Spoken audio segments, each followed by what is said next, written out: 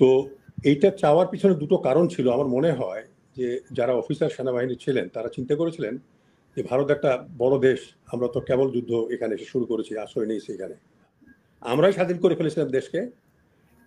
3 ডিসেম্বরে এসে এই ভারত ফিজিক্যালি জড়িত হয় আমাদের সঙ্গে। তার আগে সাপোর্ট দিয়েছিল, আমরা যুদ্ধ করছিলাম। তা আমরাই পাকিস্তানি বাহিনীকে পর্যন্ত করে ফেলেছিলাম, আর কিছুদিন হলে আমরা নিজেরাই স্বাধীন হয়ে যেতাম। কামাল হোসেন তিনি পাকিস্তানে কিভাবে গেলেন, তার শ্বশুরবাড়ি কিন্তু হায়দ্রাবাদে, তিনি কি শ্বশুরবাড়িতে ছিলেন, বঙ্গবন্ধুর সঙ্গে তার কোনো যোগাযোগ ছিল? যদি যোগাযোগ নাই থাকবে, তাহলে যখন বঙ্গবন্ধু 10ই জানুয়ারি বাংলাদেশে ফিরে আসেন, ওই একই প্লেনে কিন্তু কামাল হোসেন সাহেবও কিন্তু ঢাকাতে ফিরেছিলেন। 1971 সালে আমাদের স্বাধীনতা যে যুদ্ধ, সেই যুদ্ধে আমরা এত প্রাণ দিলাম, এত মা বোন তার ইজ্জত দিল, দেওয়ার পরে যে দেশটাকে আমরা পেলাম, সেই দেশের যে আঙ্গিকে আমাদের পাওয়ার কথা, যেভাবে পাওয়ার কথা, সেভাবে ঠিক আমরা আজ পর্যন্ত পাইনি। কেন পাইনি এর পিছনে কিন্তু অনেক কারণ আছে। যেমন আপনি দেখেন যে যখন স্বাধীনতা যুদ্ধ হয় তখন কিন্তু একটা ঐক্য হয়েছিল জাতির মধ্যে। যেমন এই যে 3 ডিসেম্বর প্রধান উপদেষ্টা ডক্টর ইউনূস যে ডাকলেন প্রত্যেক পার্টিকে, রাজনৈতিক দলকে, সবাই কিন্তু আসে, একটা ঐক্য আমাদের তৈরি হলো। তো এইরকম একটা ঐক্য, আমাদের জাতীয় ঐক্য তখন হয়েছিল, এবং 71-এর যুদ্ধে আমরা সবাই অংশগ্রহণ করেছিলাম, অল্প কিছু বাদে। দেখেন, দেশ স্বাধীন হলো একটা মুক্তিযুদ্ধের মাধ্যমে। তো এই মুক্তিযুদ্ধটাকে অর্গানাইজ করার জন্য প্রথম ভূমিকা নিয়েছিল কিন্তু বাংলাদেশ সেনাবাহিনী।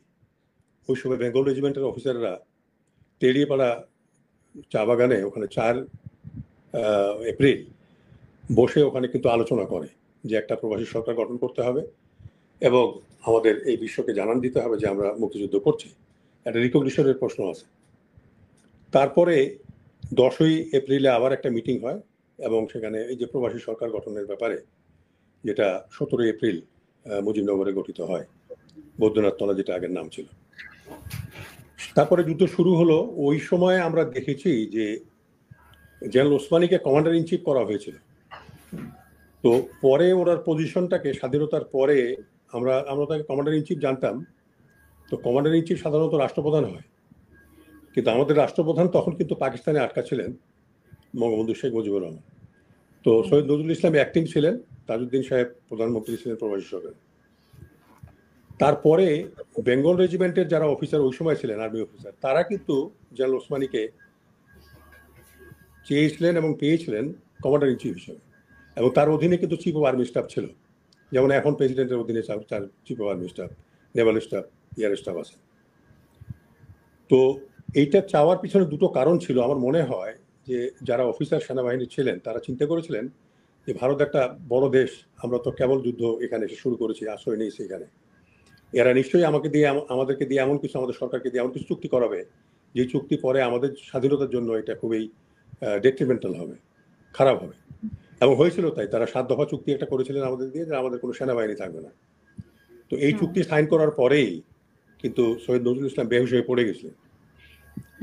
তো কমান্ডার ইন চিফ চেয়েছিলেন যে যদি ভারত আমাদের উপরে চাপ সৃষ্টি করে, আমাদের সরকারের উপরে এইসব চুক্তি করাতে থাকে, তাহলে তো আমরা স্বাধীনতা পাবো না, দেশটা শত্রুমুক্ত হবে ঠিকই, কিন্তু স্বাধীন হবো না আমরা।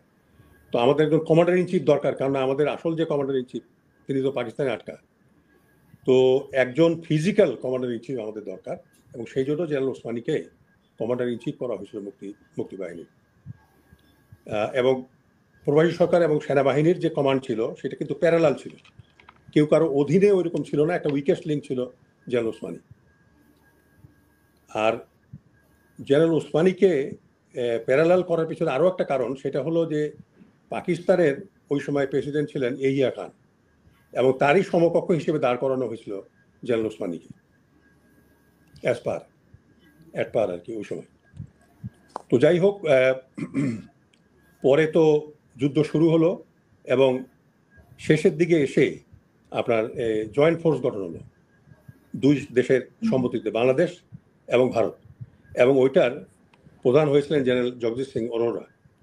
এবং পাকিস্তানি যে সারেন্ডার করলো, আত্মসমর্পণ করলো, সেটা কিন্তু ঢাকাতে এবং যৌথ বাহিনীর কাছে। আমি আবার বলি, যৌথ বাহিনীর কাছে সারেন্ডার করেছিল, ভারতের কাছে নয়।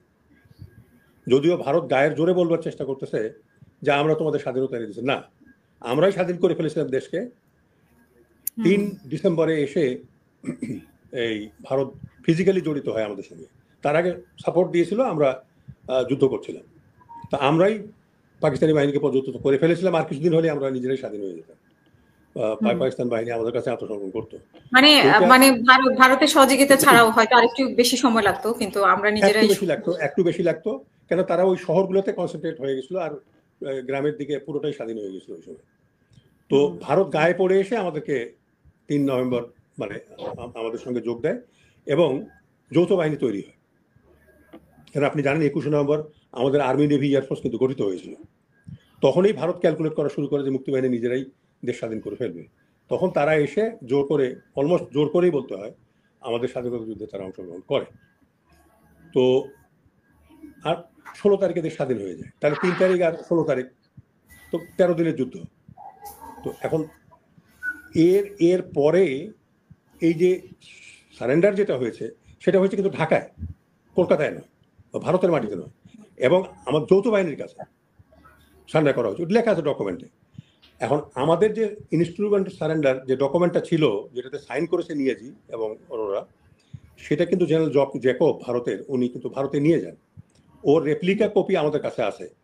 আমি আপনার মাধ্যমে প্রবাসী সরকারকে অনুরোধ জানাবো, ক্যাবিনেটে ডিসিশন নিয়ে আমাদের এই রেপ্লিকা ডকুমেন্টটাকে আসল ডকুমেন্ট হিসেবে ডিক্লেয়ার করা।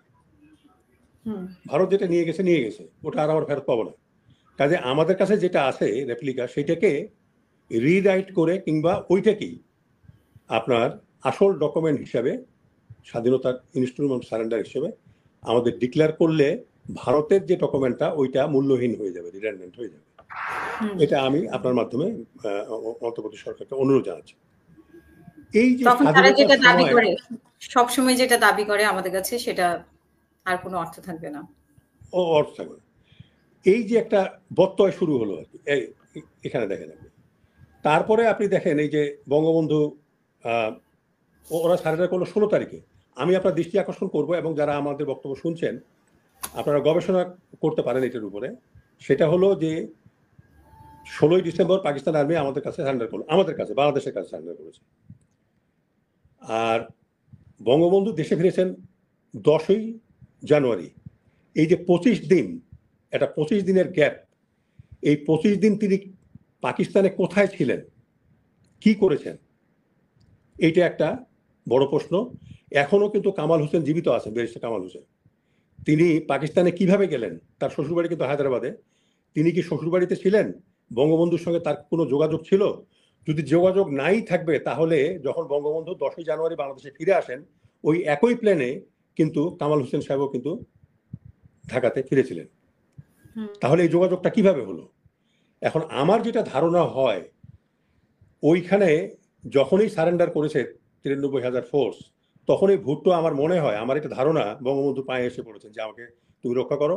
এই 93,000 ফোর্স যদি মুক্তিফৌজ মেরে ফেলে, তাহলে কিন্তু আমার এখানে আমাকে তারা আস্ত রাখবে না, পাকিস্তানের মানুষ এবং পাকিস্তান আর্মি মেরে ফেলবে। তো আমি পাকিস্তানে, আমার একটা সৌভাগ্য যে আমি পাকিস্তানে এনডিসি কোর্স করার জন্য গিয়েছিলাম, হাইস্ট মিলিটারি কোর্স যেটা, এবং 1 বছর আমি ওদের সঙ্গে ছিলাম, ব্রিগেডিয়ার এবং জেনারেলদের সঙ্গে।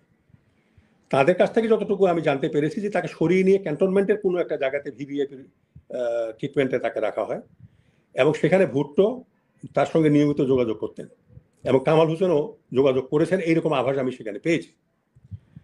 এখন কথা হচ্ছে, এই 93,000 ফোর্স যখন সারেন্ডার করলো যৌথ বাহিনীর কাছে, আমার মনে হয় ওখানে পাকিস্তান, বাংলাদেশের বঙ্গবন্ধু শেখ মুজিবুর রহমান, কামাল হোসেন, ভারত এবং আমেরিকা, এই 4টা দেশ মিলে আমার মনে হয় কিছু ডিসিশন তারা নিয়েছে। 1 নম্বর ডিসিশন হলো যে এই 93,000 ফোর্স ভারত ফেরত দেবে বাংলাদেশ, পাকিস্তানকে।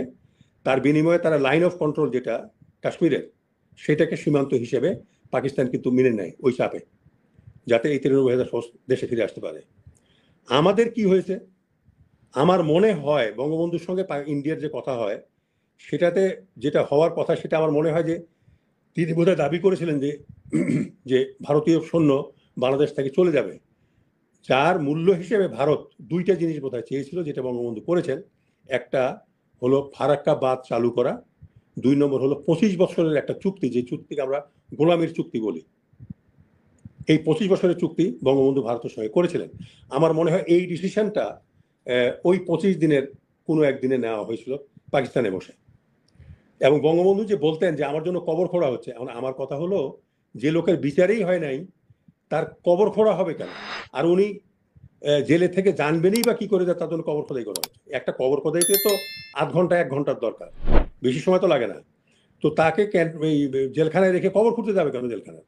উনি জানলেই বা কি করে? এইটা একটা প্রশ্ন।